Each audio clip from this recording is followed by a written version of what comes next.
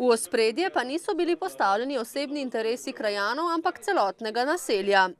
Namen zbora krajanov krajevne skupnosti Ilošta Moškovec je, da temeljito preudarimo in pripravimo argumente, da predvidena in načrtovana tretja razvojna os, to se pravi 4-pasovnica, ne more teči skozi urbano naselje.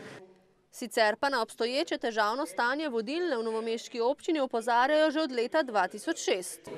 Da je pravzaprav koordinacija med mestno občino Novo mesto, ki je pravzaprav prva odgovorna, da ljudje živijo v nekem zdravem in normalnem okolju, tudi prometno povezanem, premalo sodelovala s krajem, kjer naj bi to teklo. Da se v bistvu tukaj na podlagi nekih celostnih študij in seveda tudi na podlagi preveritve občinskega prostorskega načrta v bistvu pristopi k umeščanju trase tretje razvojne osi v mestni prostor Novega mesta celostno, v bistvu z nekimi načeli trajnostnega razvoja. Skratka, da se tukaj upoštevajo tudi ne samo prometni, ampak tudi socialni, ekonomski in okoljski vidik.